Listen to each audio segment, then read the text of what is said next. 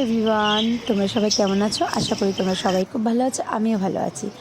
শুভ নাগপঞ্চমী ব্লগকে আজকে সঞ্জু মাকে খুব যত্ন করে ভালোবেসে পুজো দিল, সেটাই তোমাদের সাথে শেয়ার করছি। আজকে গাছে একটা ফুল ফুটেছে, তোমরা সকলেই জানো। এই গাছে এই জবা গাছে অনেক দিন পর পর একটি করে জবা ফুটে, আর সেটা আবার বিশেষ বিশেষ দিনে ফুটলে মনটা সত্যি খুব ভালো হয়ে যায়।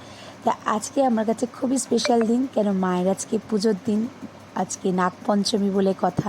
তা আজকের দিনে ফুল ফুটেছে জবা গাছে, জবা ফুল, তো দেখে মনটা সত্যি খুব ভালো হয়ে গেল। সেই জবাটাই মাকে অর্পণ করলো, তো সেটাই তোমাদের সাথে শেয়ার করছি। দেখো সঞ্জু কত যত্ন করে মাকে আজকে পুজো দিল। আর একটা কথা, মাকে আমি মনসু বলে কেন ডাকি, মাকে আমি সত্যি আদর করে মনসু বলে ডাকি, লালেশ্বরী বলে ডাকি। কেননা তোমরা সকলেই জানো মা লাল পরতে ভীষণ ভালোবাসে, এটা আমি নিজে প্রমাণ পেয়েছি, এই গল্প তোমাদের সাথে শেয়ার করেছিলাম। আর মনসু বলে ডাকি কারণ মা মনের কথা খুব বোঝে, মন থেকে মাকে ডাকলে মা ঠিকই সাড়া দেয়। তোমরাও ডেকে দেখো, মা ঠিক সাড়া দেবে। মা কিছুই চান না, মা শুধু মন থেকে মাকে ভালোবাসতে মানে ভালোবাসা চান। মন থেকে তোমরাও মাকে ডেকে দেখো, ঠিক মা শুনবে। জয় মা মনসুসোনার জয়, জয় মা বিশ্বহরীর জয়, জয় মা মনসা।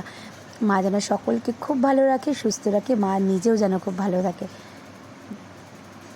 জয় মা, জয় মা মনসা।